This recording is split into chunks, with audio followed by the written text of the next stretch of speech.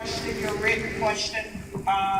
Someone will take it now if you just raise your hand. We'll start with the first question, let the departments weigh in. First question will be for Allison with libraries, and the question is, explain the library and parks project list. Allison only represents libraries. So to that extent, the system-wide technology infrastructure, the RFIDs conversion and ILS upgrade, and I believe we have a question here for transportation. So we'll start with libraries and go from there. Good morning, everyone. Again, I'm Allison Weisinger with the DeKalb County Public Library. And our two system-wide or countywide projects that are on the initial list is the first one is an RFID ILS conversion. And I know that's a lot of mumbo, sort of library mumbo jumbo speak, but RFID is radio frequency ID tagging, and it's used extensively in public libraries and retail environments. And it's basically a way to tag all of the materials that we check in and out and streamline the way that we handle those materials, because we're checking out thousands of items every day from 22 locations, and it's kind of the next wave of technology that will help us streamline that process, make it more accurate, protect the items, and also make check-ins more accurate. And then the ILS, that stands for Integrated Library System, and that's basically the software package that we use to provide the public access catalog. So when you're searching for materials to place on hold, that's the one that we have now. It's a good product, but we've been using it for about 8 to 10 years, and it's time to really take a look and get a bigger, more robust system that can provide more of the front-end services that you're looking for, and also the back-end services that make it easier for our staff to manage all the materials that they're doing. So, and those kind of work in conjunction together. So it's just really a way for us to become more efficient as we check materials in and out, and also address new kinds of materials. We do print and AEB, but we're also doing a lot of e-book circulations, and all of these tools will help us integrate all of that and make it more efficient. And then the second was just a kind of a basic technology upgrade to have a steady stream of funding for the next 5 years, just to help us really upgrade all of our hardware that we use in the branches, the PCs, servers, network equipment, so that when we're providing internet access, PC access, and technology access to patrons, that that we have upgraded, updated systems that can meet the demand of what y'all are coming to us for. Right now, we have it's kind of a sad replacement cycle for some of our equipment, and we'd like to defer that. So really just to make sure that we have super updated equipment that can handle broadband and all of the information demands that y'all place on us. So, any other questions? Yes, ma'am. For our library system, for the technology, if RFP went out, who's responsible for the upgrade of the technology and the PCs, and who has the contract for doing that for DeKalb County? Right now, we use a combination of resources. The company that we use for our ILS and for our theft, security on materials is 3M and Cersei Dynex. We don't know who the next company would go out for a competitive bid. We would do a fairly extensive RFP process to identify that. And there's maybe 6 to 7 companies that specialize in this type of software and hardware specifically for libraries that we would end up going with. So you're thinking about a 5-year contract when you say upgrading the PCs and the technology, and how much money are we talking for that? So the RFID ILS conversion, we're estimating about $1.2 million. Probably we think it's going to cost about $800,000 to $900,000 to do the RFID conversion, because it requires buying lots of new, like the gates that you see when you come in and out of the branches. It also requires these special reader pads at the circulation stations, and it requires upgrades to our self-check units. And then every item in the library that gets checked out has a special tag in it, and those cost about 30 cents a piece now. So everything has to be tagged, and then there's some labor in there as well. Did I answer? Yes, thank you. So the question one moment. So the question related to who was District 4 citizen representative, that representative was Mr. Edward Matheny, Reverend Edward Matheny. And while we're, since Allison just mentioned, there was a question on here. I'm looking forward, you all, and thank you for your questions.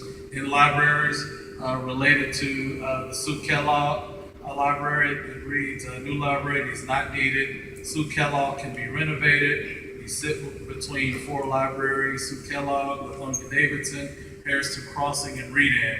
So I wanted to just highlight related to libraries.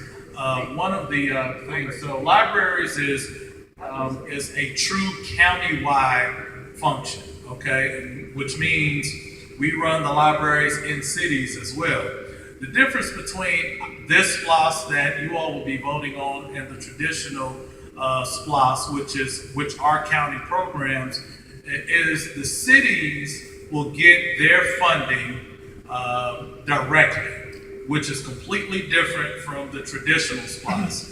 Traditional SPLOST that everyone else has around the state, the monies come directly to the county, and then the county signs agreements with the cities if there are projects within the cities.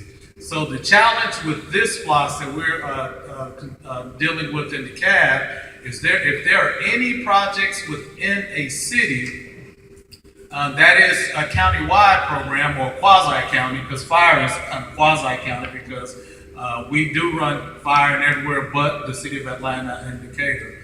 But if there's a project that's located within the city, there has to be a co-funding of those projects with the city. That is, the project is located in the county. And so Sue Kellogg is located in the city of Stone Mountain. And unless the city of Stone Mountain says that this is also a priority for us and they want to put some funding in place, then the county, we would join in to co-fund that, because that's really the only fair way in order to accommodate that.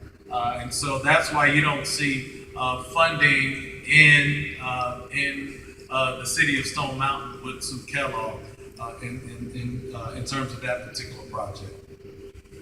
There's a number of questions that we're going to try and get to. This is another library question. Okay, come on, Allison, if you want to help out. This question is why and or how can we, District 4, get the ASO to provide programs like indicated?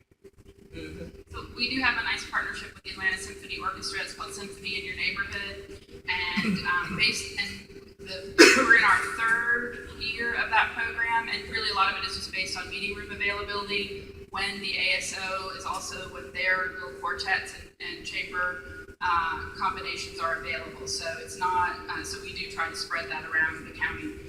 And then the last year and a half, it's been a little bit harder because, the ASO they went on strike, and after they went on strike, it kind of took, they lost some staff, and it took a while for us to sort of build that back up. But now we just finished a series, and we're already starting to plan for the fall, and we'll do our best to make sure that we get one in District 4.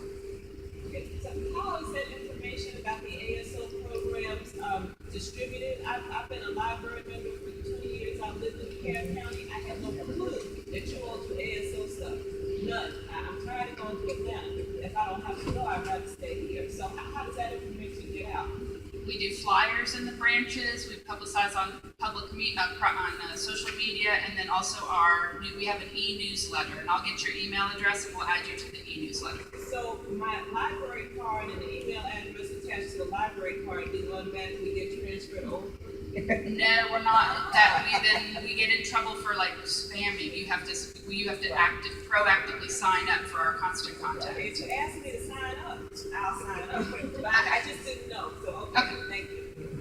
And if we need to do a better job of kind of communicating and, let's talk to directors and everything and just give some suggestions, because those things are also helpful. Here's a question. You all, so you see us looking at these cards, because some of you writing. It's chicken scratch. It's chicken scratch, yeah. So we're going to do the best that we can to read that. So this one is just saying, how is oversight of funds guaranteed?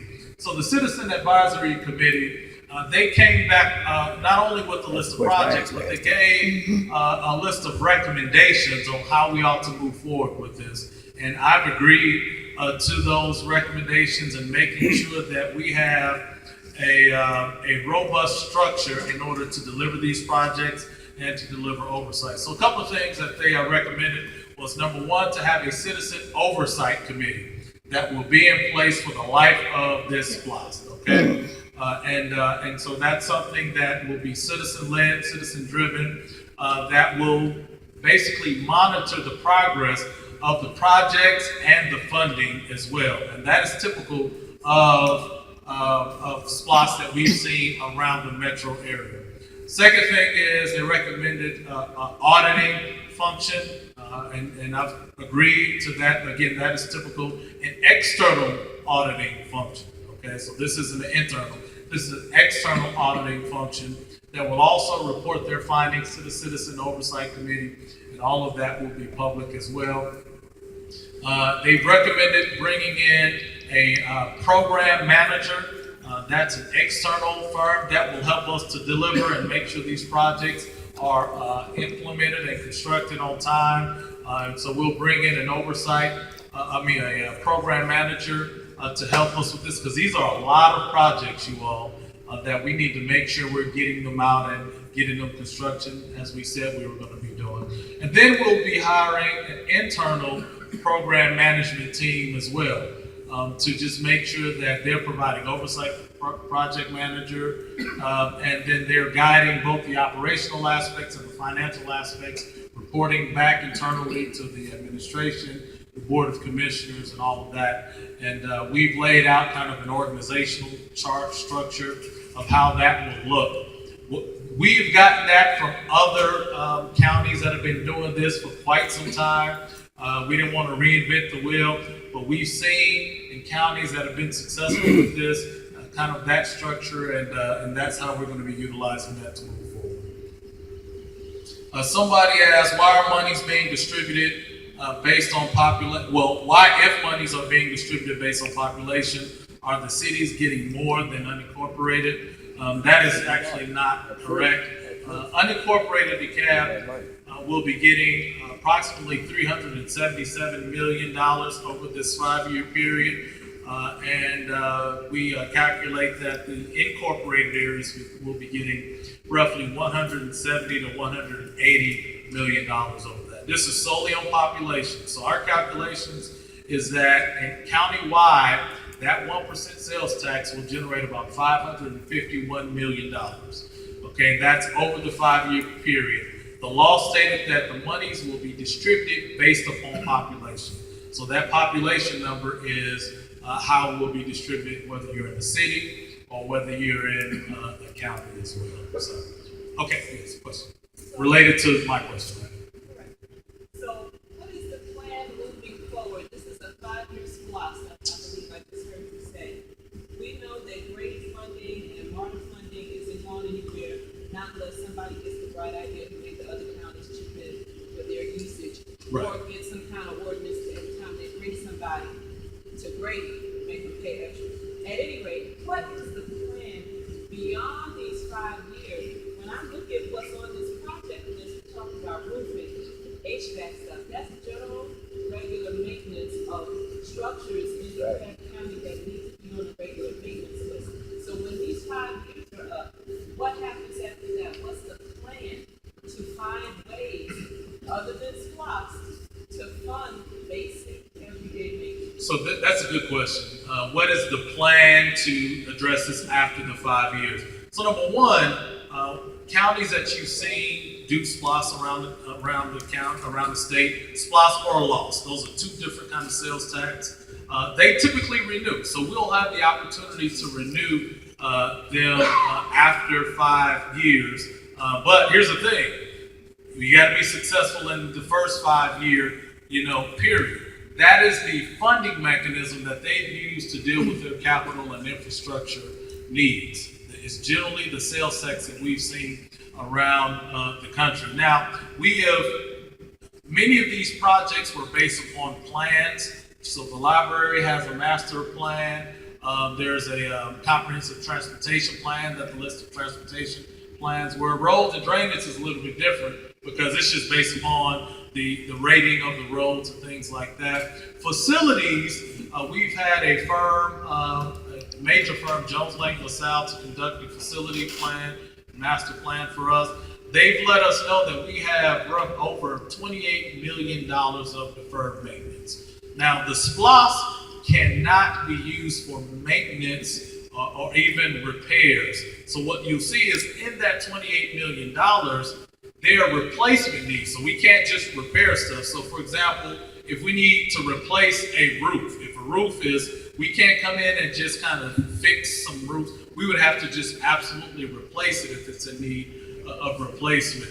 And so that plan is going to help us understand what are the needs for our facilities, and then giving us a directional plan for how we deal with that. SPLOST is just that funding opportunity for us to handle that. With all due respect, though, Part B, with all due respect, the crux of my question was, other than SPLOST, Well, what is the plan? Because if the money is not there right over the next 5 years, Right. the measure may fail come renewal time. Mm-hmm. So what is the plan if a roof needs to be replaced and not repaired? That you made the difference. What's the plan? So this is our proposal for funding to handle the issues. Now, if SPLOST does not pass, then yes, we have to come back and determine how do we best adjust. We've been limited, you all. Those 3 commitments that I've made are decades-long commitments. These are commitments. I wasn't here when we decided for all 3 of those programs. And so SPLOST is our recommendation. We worked 3 years to try and get a law passed to allow us to have this opportunity to move forward. Now, so this is the best opportunity for us right now. If it doesn't pass, then yes, the county has to now reconfigure our financial perspective to address that. And we likely will have to do a lot of cutting in other areas, reducing service levels, in other areas, or looking at increasing property taxes in order to accomplish this. Because right now, this is raising of taxes. It's sales tax, but sales tax is shared by anyone who purchases anything in DeKalb. So it's not just a burden on DeKalb County residents, but it's anybody who comes through DeKalb. Yes, ma'am. I'm sorry. I know you've had your hand up a while. I'm sorry. With the SPLOST money, and I understand there's many projects in there that are countywide. But my concern is every time we have something that's countywide or whatever, it seems to creep up to the north and they get theirs done first, and then down south, we get ours done last. So my concern is I've been to many of these meetings in the past 25 years that I've lived in the same house and did not lose it, did not give it up. I've stayed. Yes, ma'am. So I'm saying is, District 4, where are we in the top? Are we any top priorities? Because our roads, our roofs, our fire guys, they're stressed. Where is District 4 on the list that they get to the top before done with it? Okay, so I'll speak to that, but did you want to speak? Well, let me say this. So number one, I hear you. This is, whenever I go around the county, this is something that people always say, how we're going to be directly impacted. That's why we want to focus on District 4 right here. Let me say this.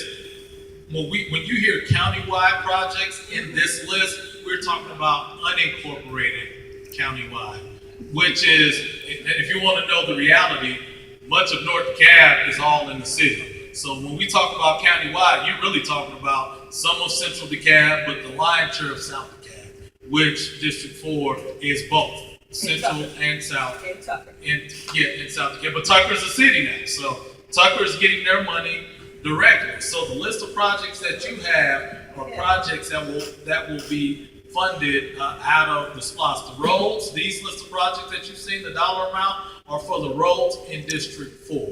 And so that money will not be directed. When this is approved, it will be approved based upon the list of projects that you all have heard. And it's not about, it has to be done within the window. Our plan is to get it done within the window of the sales tax. The law allows us to go beyond that. But here's the thing. We know that the county can't move forward with another 5 years if we haven't delivered on the 5 years on the projects that we said we were. So we're going to be very aggressive. Just make District 4 within the first 2. Thank you. He's countywide and formerly of District 5. District 4, I'm often criticized for fighting so hard for District 4, but what I'll be advocating for are the projects that are recommended for District 4, and I see some gaps in there that I'm also going to bring forward with the allocation of the money for projects and infrastructure and all of that being done per capita. I want to make sure that District 4 gets its share per capita as well. So these are recommendations. The board has say so on it before we vote on it. So those are things that we'll be continue to work on. So to answer to your question is that I will be fighting to make sure that the money is allocated, and I'll give you my cell number. You can call me because that's what I do. I fight for District 4, and I'll be in our CEO's ear and the next CEO's ear, and you can be in my ear, but District 4 will be taken care of.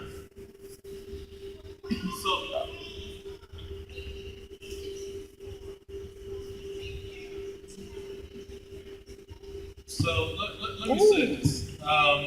Let's number one, I'm looking at the list of projects. So the list of projects, you all, is, remember, when you got to look at the unincorporated versus the incorporated areas. So when you're looking at the bottom line number of dollars that are going to the district, also keep in mind you have to look at the number of road miles that are in that district.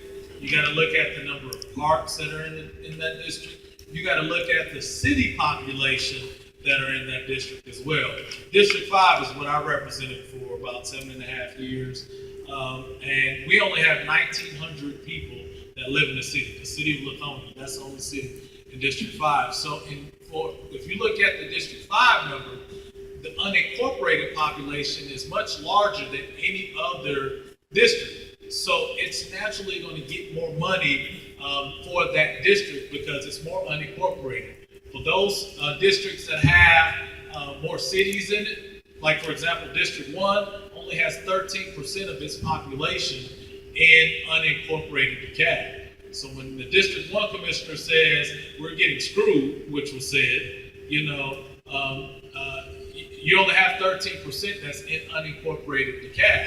Only have a handful of parks that are in unincorporated. So you kind of got to look at it kind of through that lens. District 4 has what? You have City of Stone Mountain, Clarkston, Avondale Estates, Pine Lake. So you have more, even though those are smaller cities, you have a larger population of people that live in cities, and Tucker as well, part of Tucker.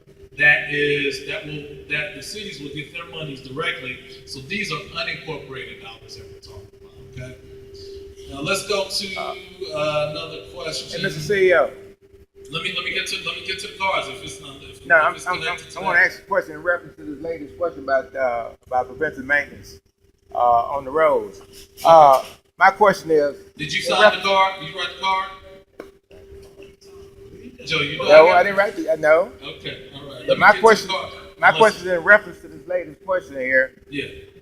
As far as preventive maintenance is concerned, now what do you all have in place? What are you all gonna have in place for preventive maintenance, particularly the streets, the roads?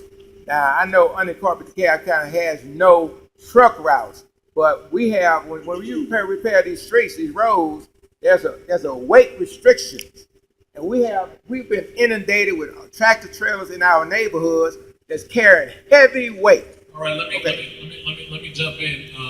So let's deal with roads. I just pulled to the card. I'm gonna use that as a segue as well. Road ratings, fixing, does it include subdivisions? So yes, it includes the ratings of all the roads in DeKalb County. And so I think one of the things that Joel has mentioned is about truck routes and things like that. Exactly. We have to make sure is that we are protecting our roads and making sure that these trucks are abiding by our truck routes. Right. And a lot of times you all have to assist us with that. If you see a truck going down the road that you think may not be a truck route, we need your help. We all got cell phone cameras. take a snapshot of it and send it to us, so that we can hold that truck and or that company, accountable for it. Because yes, the larger trucks do have a higher impact on our roads. And going back to the rating system, I just want y'all to know that the repaving of our roads, and I can vouch for this to the 10th degree. It's not anything political. There's not any elected officials that make a call and say, get this road repaired. It is strictly on the rating system. Peggy can attest to that. The Citizen Advisory Committee, again, recommended 99% of the funding. Again, I can't figure out what that 1% is just yet that they didn't get, but it's $162 million for repaving the over 400 miles that we're behind in repaving our roads, okay? That's major. That's going to get us to a state of good repair and allow us to continue to focus on our roads. Transportation projects, again, about 62% of that funding was recommended, which is major. It allows us to match many of the state and federal dollar projects that are out there that we haven't been able to address. And those two areas, although we don't think about it, has a lot to do with economic development. Well, has a lot to do with safety as well. That's my question that you just read, and the reason why I gave it is because I live in 30058. Even though I live in 87, I live. My correct address is 30058. But they came in and just using your words as to replace versus repair, they should have replaced the entire road, and they gave me 4 funky patches. So that's perfect. So okay. All right. Let me get to 4 funky patches. I got you. I sent my picture. And they did nothing that came, and those guys were on the street for a week. I'm gonna cut you off because I got the gist of it. And sorry for cutting you all. I just want to make sure that we get to as many questions as we can. So that's a great, statement that you made, and it's a reality of our lives. We have traditionally paid for the resurfacing of our roads through host funding. So if y'all understand the host stands for Homestead Option Sales Tax. We have and the state allows us to use up to 20% of that 1% sales tax to pay for capital and infrastructure needs, right? And so the county has, over the years, utilized up to that 20% to pay for that. Now, the incorporation, so say a 1% sales tax generates $100 million a year, okay? So if you take 20% of that, that means that we could have up to $20 million to repave our roads, which years ago we actually had that. But what happened is the impact of these new cities that have incorporated, they wrote the law where they got something called an equalization payment.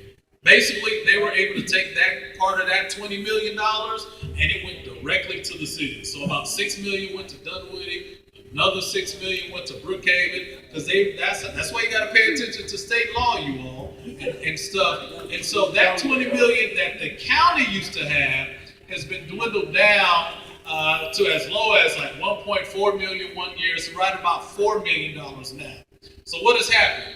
We're able to repave now about 20 miles. Pay attention.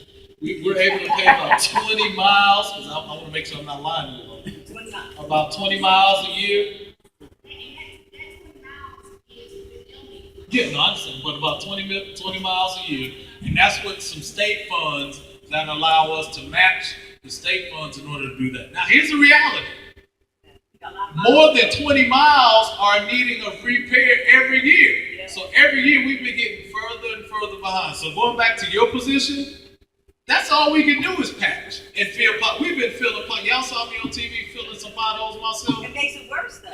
Exactly, but it's only a Band-Aid because we have not had a dedicated funding stream for that. So now with the $162 million that will be dedicated for repaving, we would now not be maintaining them. We will be replacing this road. That road, we will be replacing it with new asphalt. So you'll see repaving now, not patching, not filling the potholes. Now, was equalization in the original law?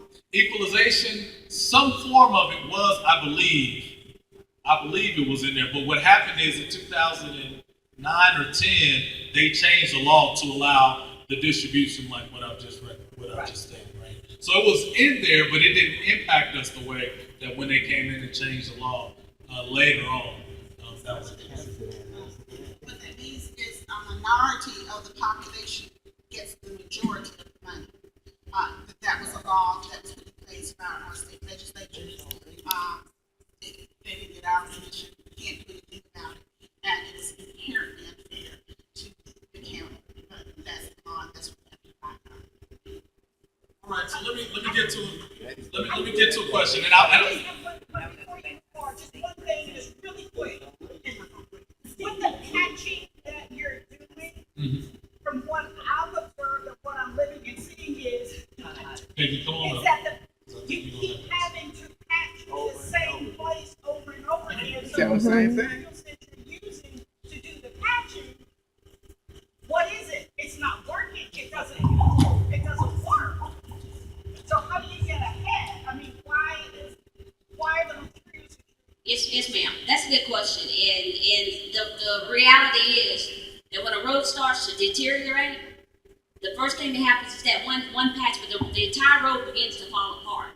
When we come out and put that one patch, it looks fine, but the joint between that good patch and that old road that has already started to deteriorate, it continues to deteriorate again a little further along that patch. So again, we go out, do a new patch, and it begins to deteriorate again. So the main problem is once the road starts to deteriorate, the only way to save it is to resurface that road. But because of the lack of funding, we're patching different patches and repairing potholes to keep the road alive long enough to get to a point where we can resurface it. And you mentioned that the potholes isn't really doing any good. That's true, but one thing that the pothole repair does is that once there's a pothole, if it's not filled, you eventually start seeing that red clay start come up through the pavement. Once that red clay start coming up through the pavement, then we've lost that road. So that's why we continue to go out and patch the potholes, because even though it's just a Band-Aid until we can get to a point where we can do better, if we don't continue to do those Band-Aids and we lose the road altogether, then we would have more than the 400 miles in the backlog. It'd probably be double. Okay, so let me get to a couple of points. So one was about the amount of money that you all have seen reflected in the presentation. That amount is over the 5 years. So the total amount that you've seen is what will be used in District 4 over the 5 years. So another question connected to that is, how do we know our district on the list is going to be? I think you're asking, how do we know when these projects get started? Again, our goal as a county is to make sure that these projects are started and completed within the 5-year window. Again, this is the collection period will be 5 years, maybe 6, but we're just focusing on 5. And when I say maybe 6, what would allow it to go over a 6-year period is if all the cities enter into an agreement with the county. And we're seeking to get agreements with all the cities, but again, you don't know that until the end. Now, this question is related to, there are 2 parts to the question, the referendum question, that will be on the ballot on November the 8th. One is related to the SPLOST, the Special Purpose Local Option Sales Tax, and the other question is related to the Homestead Option Sales Tax. So the one is the SPLOST is to approve to initiate that 1% sales tax for SPLOST. The other one is to reform HOST as we know it, and it will be converted into what is called an e-HOST, an equalized HOST, homestead option sales tax. Why Now, would we what do that the e-HOST is reforming how you get your property tax credit. Okay, so basically, instead of us having the ability to use up to 20% for capital needs, because when you use that 20% for capital needs, that means we're not giving you that additional property tax credit. Now we would take that full 1% sales tax that generates roughly $100 million and spread that throughout the county for additional property tax relief. Now, that is going to benefit the city residents more than it's going to affect the unincorporated DeKalb. So based upon our calculations, city residents would get a bigger credit on their property tax bill than those in unincorporated. So although we're getting more money in unincorporated to deliver these projects, they're getting a bigger tax break for their citizens.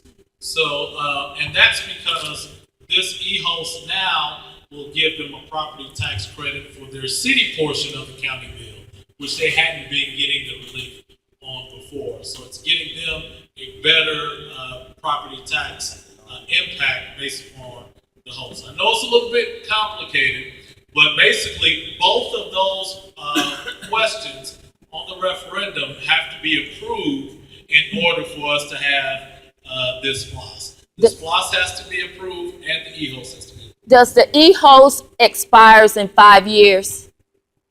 Go ahead, Viola. Does the e-host expire in 5 years? The question is, does the e-host expire in 5 years? In 5 years, both the SPLOST and the e-host expires. And so if we want to have a SPLOST again, that both questions will have to be on the ballot in the future. So the e-host will expire just like the SPLOST will expire. And if number one, if we don't do another SPLOST, then we will go back to our current host. So we're not, the host isn't being repealed or abolished, it's being suspended in light of a new form of the host, the e-host. So I know it's complicated, but it's state law and how they've done it. But so essentially, in 5 years, if we want this funding dedicated for capital infrastructure projects, you will see another question that will be similarly asked on your ballot to say, do you want a SPLOST and do you want an e-host? Okay? Okay. So this is quick. So technically we're at 8-point-something% total sales tax. Currently we're at 7%. If the SPLOST is approved, we will be at 8%. Okay. And currently, the city of Atlanta is at 8%, and Clayton County is at 8%. Fulton County and the city of Atlanta will also have a ballot. They'll be putting forward their T-SPLOST for a half a penny sales tax. So on November the 8th, during their general election, if that is approved, the city of Atlanta would then be at 8.5%, and Fulton County, excluding at the city of Atlanta, will be at 7.5%. Yeah, 7.5%. So we'll still be roughly kind of in the mix of where everyone is. Gwinnett is at 6%. I think Cobb is at 6 or 7%. What would be the tax on our food? Tax on our food, it'll be the same. The same tax that is on your food will be the same. So the e-host as well as the SPLOST tax will be the host was on the food. They amended the law, however, that allowed for that tax to be for the food a few years ago. But I thought all new taxes, all new SPLOST has to be applied to food. That was state law. Has to be applied to food. Whatever the sales tax for SPLOST is, our SPLOST will also have the same. It will be taxed at the same level. I mean, the different products and everything. It's not applied to food. Now we can come back on that. If I'm wrong, Viola, you know I'm quick to tell you I'm wrong. So, but from my understanding right now, everything will be just like the other SPLOST. All right, before I get back to you, let me make sure we've gotten most of the questions, and I'm paraphrasing some and lumping some together as well. There's a question about sidewalks from Panola Road to Deshaun. Is that, David? Think through and look at your project list. There's just a question on there. If that's in there, if it's not, then. Okay, well, he's coming up. Well, Deshaun is, but. I asked about that. Panola Road, I asked about that. 0.5%, additional 0.5%. Anyone want to take credit for this question? It didn't get through the legislature. Okay, They're gonna try that next year. Awesome. Stone Mountain, Lithonia. And you want to know, is there sidewalks in our list of projects for that? Come on, David. No, I understand. True. Okay. So, David, do you know if this is listed in the project from Stone Mountain, Lithonia, all the way down to Deshaun? Any sidewalks on the list of projects?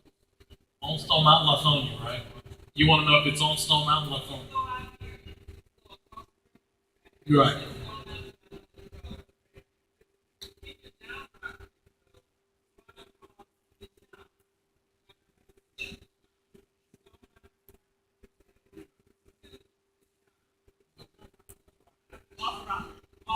On Rockbridge. Okay, come on.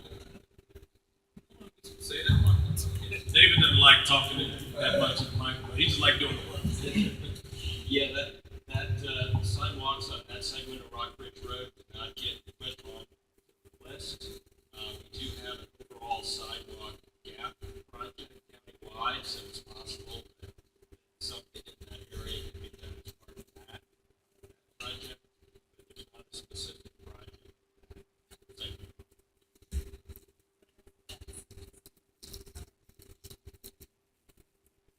Yeah, so Sharon was just saying there has been no vote on this, so we're just talking about what the Citizen Advisory Committee recommended to the board. So, and I'm glad David mentioned about the sidewalk gap program. So there is a pot of money recommended to fill gaps, and if I'm correct, they will look at safety concerns probably first, and then where there's gaps around the county. So there could be a potential, no promises, in that. But let me also say this: both where we are investing in kind of these capital needs, it will be opening up the ability to use other funds, basically tax funds, etc., to do other things as well. Because we've been accomplishing a lot of this stuff through tax funds, through property tax funds. So it will also open up that ability to look at, other things that's needed. Right now, we don't have much flexibility.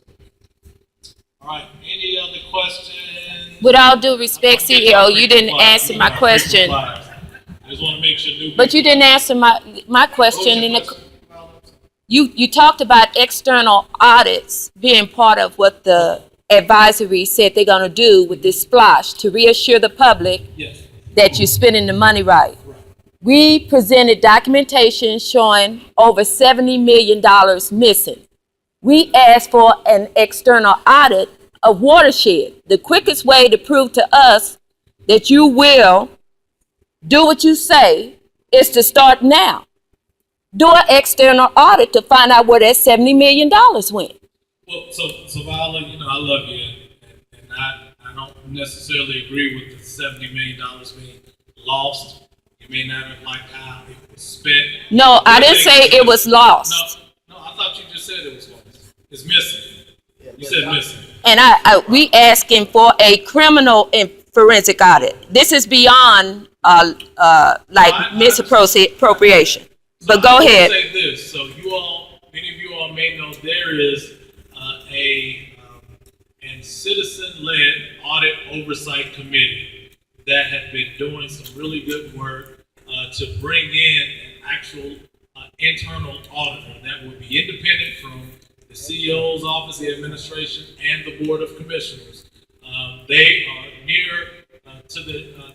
nearly to the point of recommending someone for that position, which that person will have the ability to do the auditing that will be necessary. And if you're because we can do it, Viola, but it's kind of like the fox watching the hen house. Right. And right. So I can say I'm gonna do it, and Viola, you'll say, Lee, I like you and love you, but I want somebody external to do it. That audit oversight function will really allow that to happen. If you can take that to them, I'm sure you will. Yeah. Allow them to conduct their work. And that same person in operation, it won't be just one person, it'll be an office, will have that same ability where these SPLOST funds are concerned as well. Okay, excellent. Last two questions, and then we'll be out of here. Okay, last three then, because you haven't asked any. With all of this money and everything like that, of course, my assumption is that we're going to need physical bodies to do this, some of these jobs, or at least extra and above. So in the midst of our economics, whatever, will there be an incentive to hire from our district versus outside of DeKalb County, or is it has to be equal opportunity? Because I think one of the things would be that this is a good thing to implement where jobs are going to be staying in our community for work that's in our community. Is that a possibility? So absolutely, it's a possibility. I think the county has made attempts of this, many times before, and I don't know that we've gotten it right. And this is no knock on anyone. I've been in for 10 years, so I'm a part of that. I think we can really, really learn from the past on that. We have to really utilize our workforce development office more, and I've already communicated that is my expectation, that we got to get it better. Number one, starting to train our residents now to be marketable for these positions. Because when you're talking about $500 million of opportunities, that's a real impact that we can have here, now. So we're going to be more strategic and looking at how we, have and have not done things, in the past. When there are federal dollars, connected to these projects, there are certain requirements. What is it? Our first source ordinance that, again, we haven't done the best job, of this, as well as making sure our LSBE program is really right for this, to make sure that local businesses have the opportunity. So that is top of mind in all this, but we still got a long way to go. Yes, sir, and then you'll be the last. Okay. I want to speak to that because we had a similar situation when we started the programs for our water treatment plant. And we started from the very beginning, wanting to make sure that our residents got some of those jobs. I have to tell you that has to be a collaborative effort. It takes the board members, the majority of the board members, and it takes a dedicated administrative staff. And that's not just the CEO, it's from the CEO all the way down to the ranks of the employees. So things that start off with a great idea, you have one person or two people trying to make it happen, and then you got someone fighting against you. It doesn't always come out the way that you intended to come out. And, I have to say that because it's easy to say, oh, we didn't do this, we didn't do it. Some of us were fighting very hard for that, trying to put programs in place for that. But you have to have the cooperation of the other members of the board, and you have to have someone there who is interested in what you're interested in. And that's this community. So those are very important things, and that doesn't always happen. I can fight for it day and night, but if I don't get the support from everyone else, then it's just me fighting and me taking all the crap. But hopefully, we have learned from our mistakes, and hopefully that we'll have people in place who are willing to work for what's best for the people of DeKalb County, and who will work with me to make sure that I can do what's best for District 4. And so, to answer your question, it's not an easy answer, but I can tell you that was part of the plan, and there are people who fought for it, and we didn't always win. What was the next question? Sir. Everything's done? No, right here. Okay. Do the last two, we'll bring it home, and then let Commissioner Sutton close as well. Yes, sir.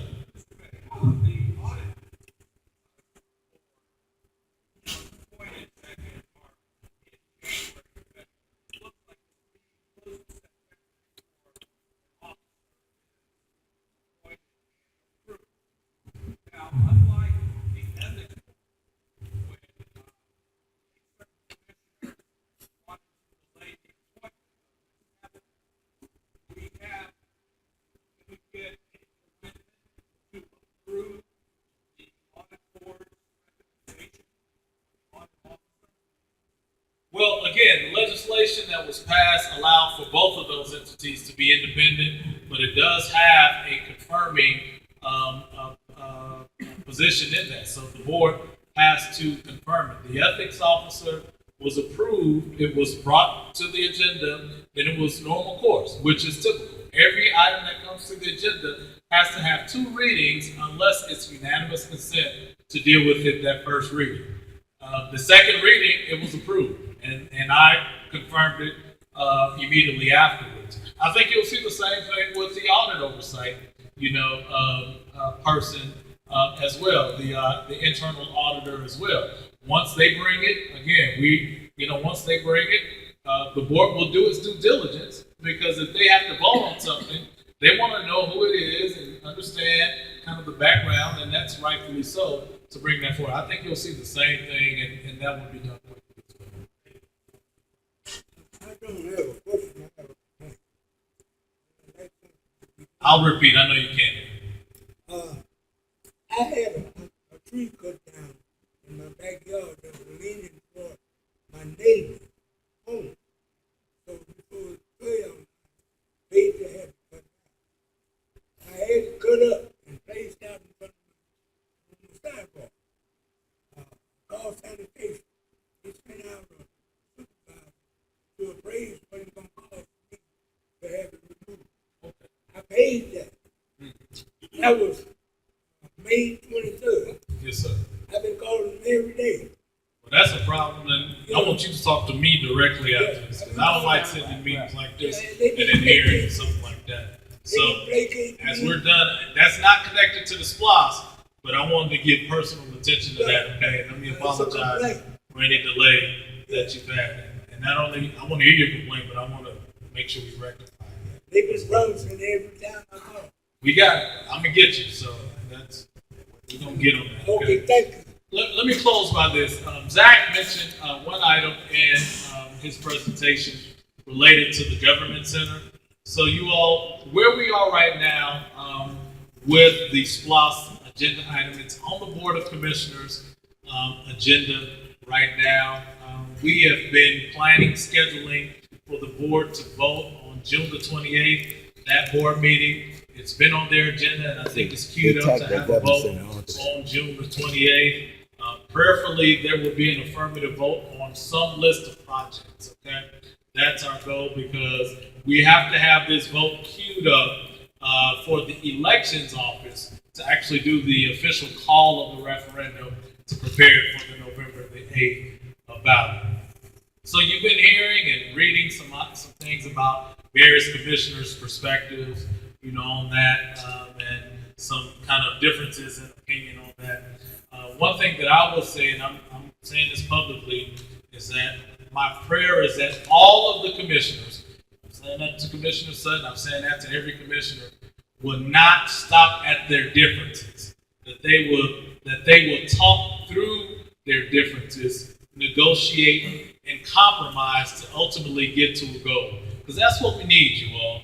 This program is too important to let differences stop communication, okay? And one of the things, the reason why I just mentioned the government center is that's one of the projects that is listed in there that may have some varying opinions of it. The Citizen Advisory Committee recommended $35 million for that. And let me just say this. Again, we brought in Jones Lang LaSalle, a professional firm, to come in and look at our facility needs and to help with the master plan. They told us that we have over $28 million worth of deferred maintenance.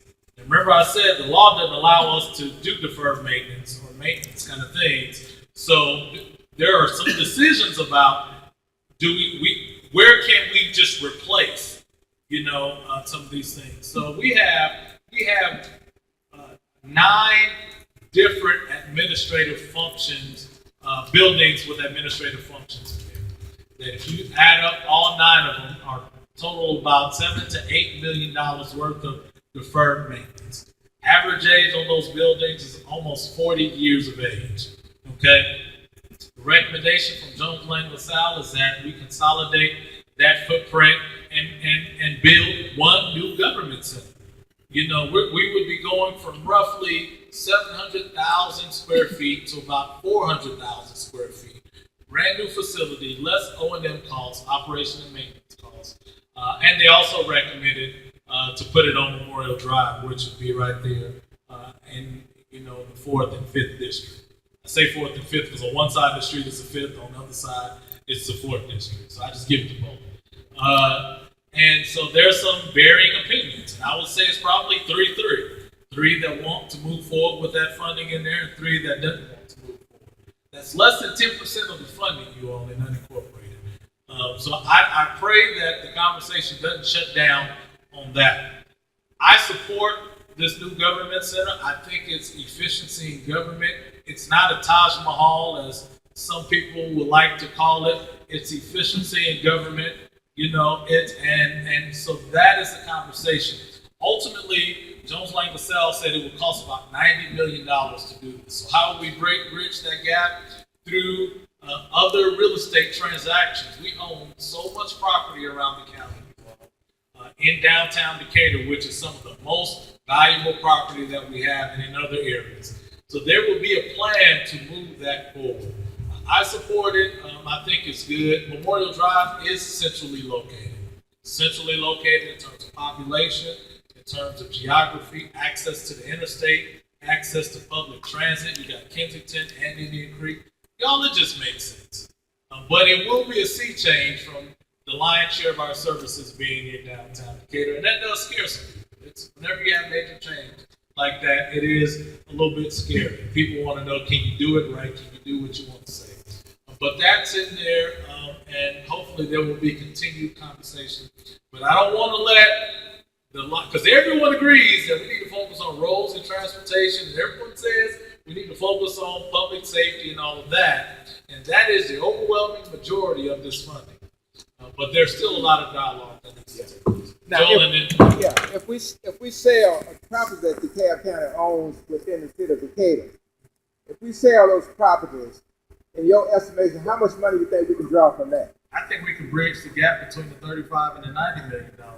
We've already started the transaction on one sale, $12 million, and conditioned that sale that the proceeds will go to a new government center. So with the 35 and the 12, we're already at like 47.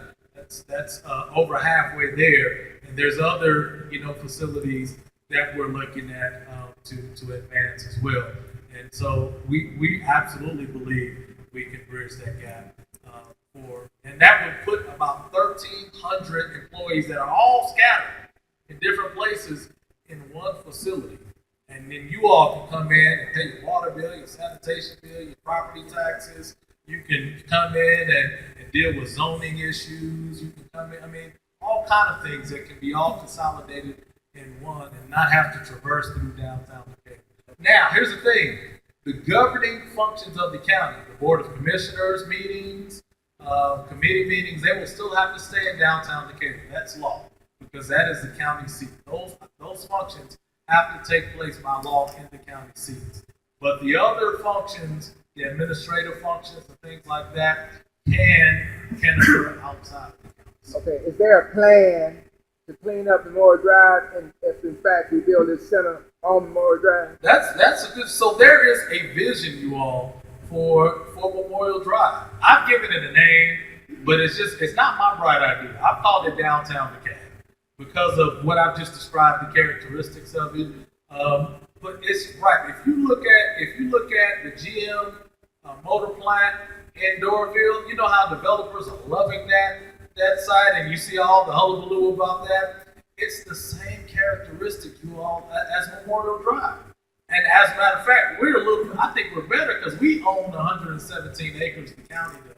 We're closer to the airport. We have 2 MARTA stations there. They got to do $50 million worth of infrastructure work to connect the Doraville MARTA station to that development itself. We're right there. You can walk right across the street to accomplish that. There's been an LCI study done in 2002 and then a supplemental one done in 2012. We have an economic development strategic plan that the county wrote just a couple of years ago that talks about focusing on Memorial Drive.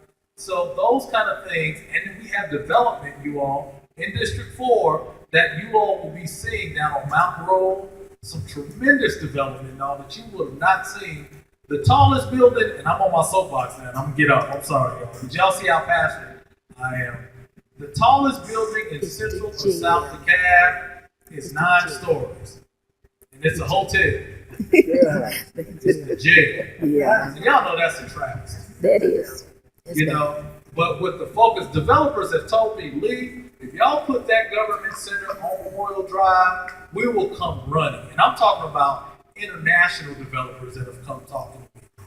They have, and so when I'm talking about going on there is a public-private partnership, where we're not just doing it alone. Viola mentioned to me the other day, she's like, Lee, we can't do this by ourselves. If we do that, we can't do this by ourselves.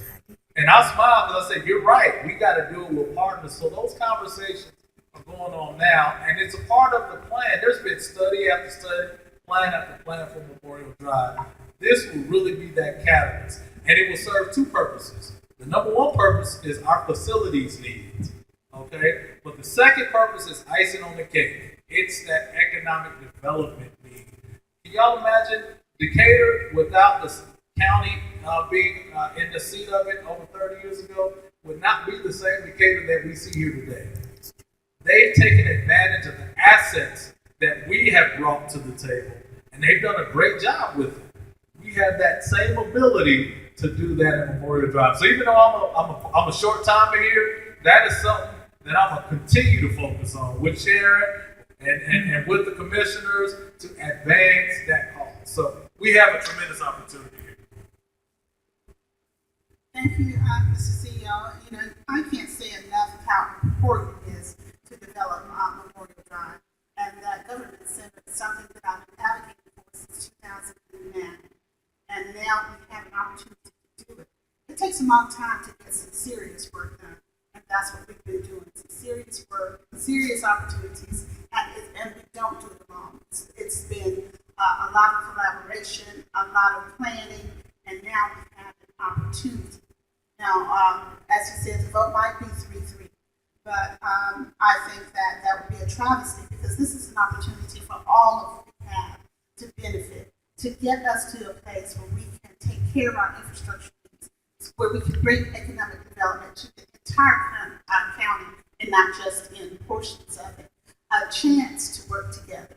So I know that you can't collaborate with someone who doesn't want to collaborate with you. But this is an opportunity to do something really good for the entire county. So I'm hoping that everybody will look at it and understand that the entire county needs new roads, and also the entire county needs new projects as well. So I'm looking forward to having a conversation with my fellow commissioners, and I'm hoping that we all will come to the table and do what's good for the entire county and not just focus on something that's only good for one portion of the county. Thank you all for coming. There are a couple of announcements that I'm going to read again because I understand the mic wasn't on well. So the first one would be the sales tax referendum open house presented by the CEO. This would be on Tuesday, June 21st from 6 to 8 p.m. at the Malute Auditorium. And the other one is the 2016 DeKalb Neighborhood Summit, which is public safety code enforcement working together for a cleaner and safer DeKalb. This will be Saturday, July 9th from 9 a.m. to noon at the Greater Travelers Rest Church House of Hope. Thank you all for coming this afternoon, and I just want to encourage you to go to my website.